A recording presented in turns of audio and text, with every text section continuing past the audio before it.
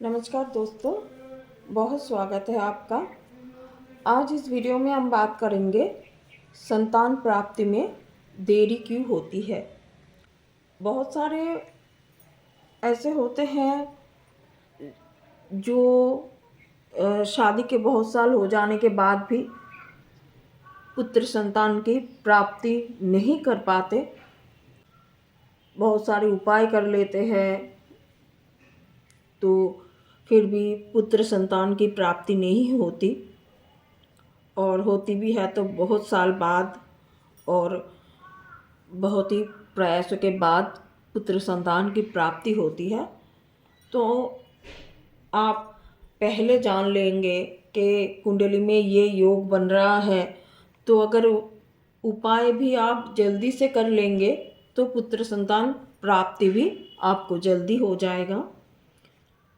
इसीलिए आज के इस वीडियो में हम जानेंगे कौन कौन से योग होने के कारण पुत्र संतान प्राप्त करने में देरी होती है। संतान तो प्राप्त हो जाता है, लेकिन बेटी होती है और वंश को आगे बढ़ाने के लिए पुत्र संतान प्राप्त करना चाहते हैं। तो जान लेते हैं कुंडली में कौन से योग के कारण पुत्र संतान प्राप्त होने में देरी होती है। तो दोस्तों, आगे बढ़ने से पहले आप सभी से मेरी विनती है कि चैनल में नए हैं तो चैनल को सब्सक्राइब करें और वीडियो को अंत तक देखें, क्योंकि आज ये अगर आप जान लेंगे कि कुंडली में अगर ये योग बन रहा है तो अगर आप उपाय भी जल्दी से करेंगे तो पुत्र संतान प्राप्त करने में भी आपको आसान हो जाएगा, जल्दी पुत्र संतान प्राप्त कर पाएंगे। तो कौन सा योग होने के कारण पुत्र संतान प्राप्त करने में देरी होती है। वीडियो मैं दोबारा बोलती हूँ, वीडियो अगर पसंद आया तो लाइक शेयर कमेंट ज़रूर करना, चैनल को सब्सक्राइब भी ज़रूर करना। तो चलिए शुरू करते हैं। जन्म कुंडली में जो ये लगन लिखा है, ये है पहला भाग। आप सभी को पता है कि इसे लगन कहते हैं, और ये जो पंचम भाव है लगन से पंचम भाव, ये संतान के घर है, संतान को देखा जाता है। तो लगन से पंचम भाव 1 2 3 4 5, ये है पंचम भाव। तो लगन से पंचम भाव में जब अल्पसुत राशि हो, अल्पसुत राशि कौन सा है? वृषभ 2 नंबर राशि, सिंह 5 नंबर राशि, कन्या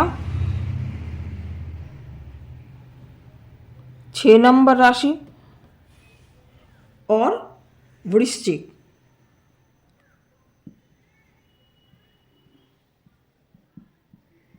8 नंबर राशि। तो यहाँ पर अगर आपके 2 नंबर लिखा है, 5 नंबर लिखा है, 6 नंबर लिखा है या 8 नंबर लिखा है, ये अल्पसुत राशि है। अगर कुंडली में पंचम भाव में ये राशियां लिखी है और उसमें जैसे मैंने बोला 2 5 6 और 8, ये राशियां अगर 5th हाउस में है और उनमें सूर्यदेव अकेला है, अकेला इन राशियों में सूर्यदेव पंचम भाव में अकेला है, और शनि अष्टम में आ जाए, शनि यहाँ पर अष्टम में आ जाए और मंगल लगन में ही हो, तो ऐसे अगर स्थिति बनती है तो पुत्र प्राप्त करने में देरी होती है। ये लगन कुंडली से अगर ऐसा बन रहा है कि 2, 5, 6, 8 ये राशियां अगर पंचम भाव में है और उनमें सूर्य अकेला है और शनि अष्टम में है, मंगल लगन में है, तो ऐसे में पुत्र संतान प्राप्ति करने में देरी होती है। और इसको आपको सिर्फ लगन कुंडली से नहीं, चंद्र कुंडली से भी देखना चाहिए। लगन कुंडली से नहीं बन रहा फिर भी परेशानी आ रही है तो आपको चंद्र कुंडली से भी देखना चाहिए। जहाँ पर चंद्रमा स्थित है कुंडली में, जिन भाव में चंद्रमा स्थित है उन भाव से पंचम भाव को देखना है, अष्टम भाव को देखना है और चंद्रमा जिन भाव में है उनको भी देखना है। तो मान लीजिए यहाँ पर चंद्रमा है, चंद्रमा यहाँ पर है, तो चंद्रमा से पंचम भाव कौन सा हुआ? 1, 2, 3, 4, 5।